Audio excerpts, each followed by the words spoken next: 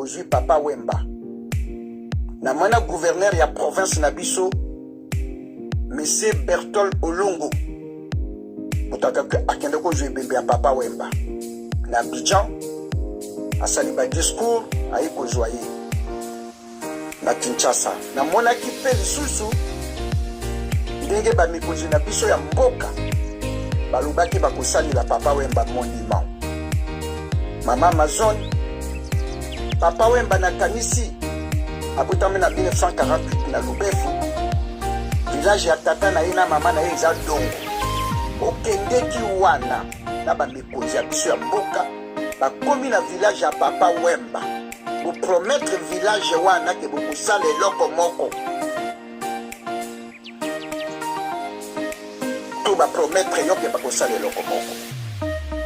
Papa Wemba. Na ibi ba projet na ite. Pe a son âme Papa Moïse Kilombo. Décidément, le ministre de la Santé publique, Hygiène et Prévention, Dr Jean-Jacques Mbongani, se révèle être un homme de terrain que celui de bureau climatisé de la capitale.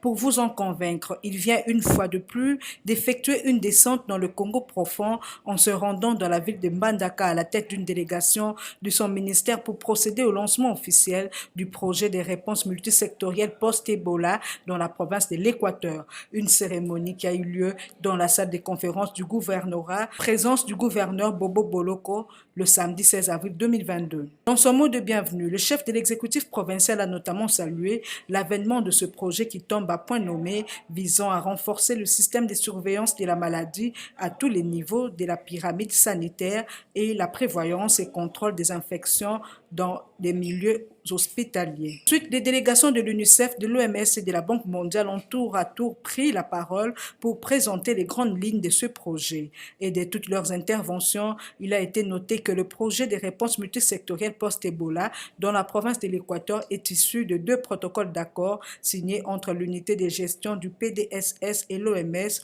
pour un montant d'environ 4 millions de dollars américains et avec l'UNICEF pour un montant de 6 millions de dollars. Dans son mot de circonstance, le ministre de la Santé publique a, au nom du gouvernement de la République, exprimé sa gratitude au président de la République, Félix Antoine Tshisekedi, qui a accepté et autorisé qu'il vienne lancer officiellement les activités de la résilience des populations de l'Équateur qui ont subi un choc à la survenue de la 11e épidémie de la maladie à virus Ebola en 2020. Beaucoup parmi nous ont perdu l'erreur. Certains. Il y a parmi nous aussi ceux qui ont été atteints, mais qui n'en sont pas morts. Et parmi eux, le personnel soignant, voué à sauver la vie des autres. Certains en sont morts en voulant sauver leurs malades. Et tout ce choc avait impacté négativement la vie de chacun parmi nous. Impacté la vie sociale, économique et financière, professionnelle, scolaire et estudiantine, et que sais-je encore. C'est pourquoi l'Organisation mondiale de la santé, institution des Nations Unies, ayant reçu le mandat sur toutes les questions relatives à la santé, permet que 90 jours après un tel choc, qu'il y ait une évaluation systématique de l'état de situation au niveau de ces communautés en vue de faciliter la reprise des activités à la vie normale. Il faut noter qu'après les différentes allocutions, le ministre de la Santé publique, Hygiène et Prévention a procédé devant l'esplanade du bâtiment administratif du gouvernement. Ah ouais, Kakebeti, c'est qui a vie du public est bandit. Y'a mon bon amant des fois Pembe, Didier Masuki, Andy Chou, Narcisse Descendant, Afrique, Amérique, Europe, Asie, avis du public. et cela d'amant. Afrique, Amérique, Europe, Asie, avis du public. Et ce tellement. Afrique, Amérique, Europe, Asie, avis du public. Et cela d'amant. Afrique, Amérique, Europe, Asie, avis du public. Naga Nazako Ebiso Diko Naga Kilema Tokeneko Kutala na biso Avis des publics Diko Nagako Kilema Tokende Parce que les longs Diko Ils en défendent Parce que les longs Diko Toko Sepe Pela, je me coupe, oye binenga vie de public, et binga du Congo, Ngai Wapino, Jean-Paul Kassende JPK, Lumumbiste pur dire et vrai. Tozalelo lundi 18 avril 2022, au Ngonga, il y a 11h15 Nazana Paris. Babi Makumbi, bonjour. Sandra Kaza Dimbote na France. Bon, toyoka audio. Geti la Rose Mbote, maman Amazon a teki lopam. Faveur Nitu, toyoka. Nalobi na bonjour na bande konanga nyonso ya République démocratique du Congo. Tony Gerembote. Ngai Wapino Jean-Paul Kassende JPK, Lumumbiste pur dire et vrai. Tozalelo lundi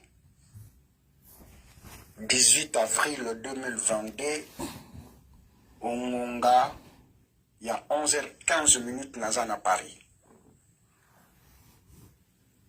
Nalobi na monoko oya biso Lingala.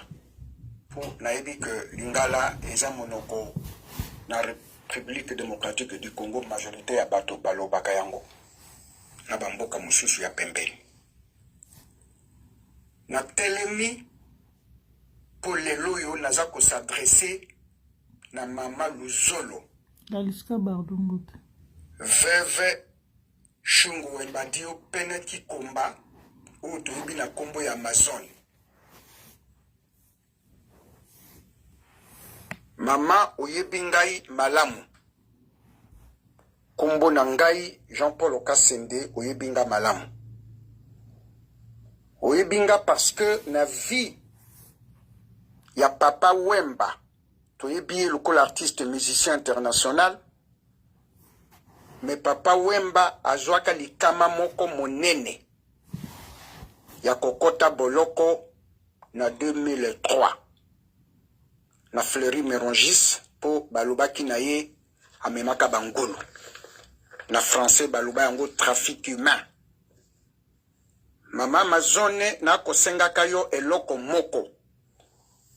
Ngai Jean-Paul Kassende, JPK Lumumbiste pur dire et vrai. Pona nini na lobi Lumumbiste pur dire et vrai, po kanisaka pe Papa Wemba. Na lukaka photo oyo Papa Wemba na tango ya bomo inaye, akendeki na 57 bis rue d'Auteuil, na siège ya Jeune Afrique, na 16e arrondissement, bazalaki na portrait munene ya Lumumba, Papa Wemba akoti photo po na mona yango na album na ye. Na senga kayo usali langa kopi ya photo wana na ebitina. Ngai, le 8 mars 2003, na salaka manifestation de soutien à Papa Wemba, na tambolaka oyebi, ata makolo bajijaka Papa Wemba, na tribunal, mai kitakinga na miso lokola bébé. Tokiti na yo na honorable Rifem Paka bato ebele bazalaki wana babailon bato ebele Maître Michel Langa na Jean-Charles Chikaya nana ba photo mama Amazon oyo bureau le nini na joaka po na libération ya Papa Wemba pe a son âme Bob Maswa alingaka témoigner omoni biso ndenge balobaka tous les amis du roi ne sont pas au palais. Na ye kosenga na yo mama Amazon. Na yoki boteki ndako ya Papa Wemba Shungu Wemba Dio o ezalaka na ma campagne. Ministre de la Culture asombi yango na $750,000. Na yokaki lisusu ata ndako wana ya kandakanda ya famille. Na yokaki ke yo sombi yango epa ya famille. Maman, je me souviens, avant Bobala Nana, Papa Wemba l'église à Saint-Joseph. Bouzaki Kouyana Malongi Wana, Mokolmoko Papa Wemba ye. Prêtre, Oui, à ça qu'on peut s'abîmer maté à Coco témoigner. Je crois que 2 semaines avant le mariage Nabino. Papa le baki nanga Polo, paka waenja. Abinga kanga Polo. Maman n'a pas nayo parce que dimanche Oyekoya le 24 avril, Papa Wemba a Koko Kisa, 6 ans na se ya mabele. Na yebi, tango Papa Wemba koufi na Abidjan, le 24 avril 2016, na yaki na ndako, parce que 2 jours après, le 26 nazako ya Paris pour na besoins médicaux. Na ningi koloba na obo mama Amazon. Message yo ekokomela yo. Tango boke na Abidjan, bozui Papa Wemba. Na mana gouverneur ya province na biso, Monsieur Bertol Olongo. Mutaka akende ko jouer bembe ya Papa Wemba. Na Abidjan, asali ba discours ayi ko joyer. Na Kinshasa. Na mona ki pe lisusu ndenge ba mikonzi na biso ya mboka balubaki bakosali la Papa Wemba monument.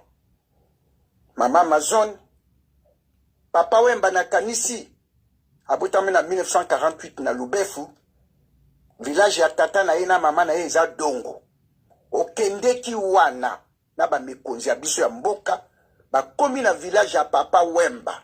Vous promettre village wana ke bokosala eloko moko. To ba promettre yo ke bakosala eloko moko. Papa Wemba. Na ibi ba projet na ite. Pe a son âme Papa Moïse Kilombo. Azali pe chef ya village. La Papa Wemba. Maman na kulingana loba mingi te yo moto koloba na bato Jean-Paul Kassende Azanan JPK le mombiste pur dire vrai po na yaka na Kinshasa wana na mona ka ba makambo moko moyena lubezate. Oui, Papa Wemba ana bandeko ana baninga pona musique mais na tango akoti boloko yango ana na ko pesa ka merci na Guy Poli Kikufi pardon. Asalanga honneur pour témoigner pour na makamu na salela ki Papa Wemba. Na ye ko senga na yo mama. Boti ko teka ndako na $750,000. Na ko senga na yo obota na Papa Wemba. Banzembo ayembela yo. Oza mutu abandundu na yebi. Mama na ko senga na yo. Ozwata 10% ya mosolo teki ndako ya Papa Wemba osale loko moko na village ya Dongo ya Papa Wemba ya Papa Kikomba na Mama Nyondo. S'il vous plaît, Mama Luzolo Amazon mwena loba mingi ezate oyebi okolo Papa Wemba bimi na Fleury Merongis ngai moto aliboso na komaki na Fleury Merongis moto aliboso kadi mwana na yo akuti ngai ba journaliste ba yeko ya après nga moto na kangaki Papa Wemba ba photo ya liboso na ndenge tokendeki na maître Langa na cathédrale wana d'Ivry ngai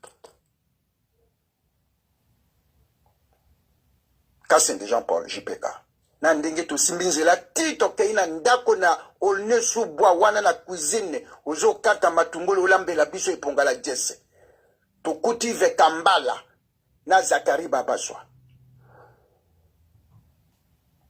Babaswa oui pardon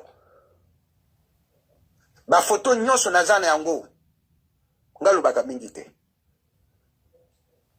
tolingi to sala toast Papa Wemba amela ngana ebisi Papa Wemba te yaka to pesa mwa masanga na bakoko Papa Wemba tali ngai asimbi ngai polo tuchu ndiko luba na kitetela tokende na yembi nzembo nde na kusukisa na yango na yebisi Papa Wemba boye pona bakoko o babimiso na boloko pene Kikomba na yembi nzembo yo na kusukisa na yango Wemba dio to eke dimba Idimbamba yo kolela ewo nyanyo itawe yo kanga.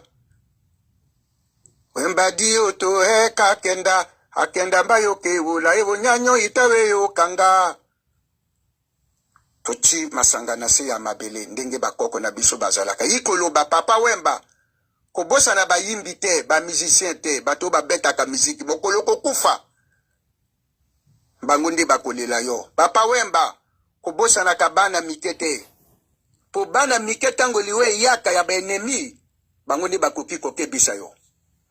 Mama Amazon na suki wana. Message yo komela yo. Je me souviens, Maman Amazon.